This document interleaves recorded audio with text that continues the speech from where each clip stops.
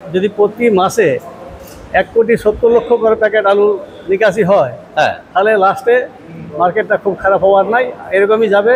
অত্যধিক লাভের আশা না করে আলু পাটপাটে বিকে যাটাই বুদ্ধিমান। মানে 1,70,00,000 প্যাকেট করে যদি প্রত্যেক মাসে মাসে মাসে মাসে বিক্রি হয় অ্যাপ্রক্স, তাহলে হয়তো খুব একটা যে ক্র্যাশ হয়ে যাবে সেই জিনিসটা থাকবে না।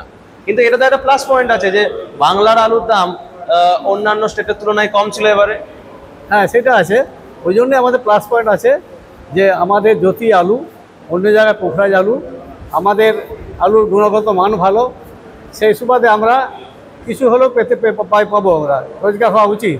যদি সেন্টিমেন্ট ঠিক থাকে, আলুওয়ালা হাওয়ায় মার্কেট হয়। আমরা যদি বলি গেল মার্কেট গেলই যাবে, নিচেই যাবে। এই কারণে সেন্টিমেন্ট যদি ঠিক থাকে 10-20 হাজার টাকা লাভ হলে হতে পারে।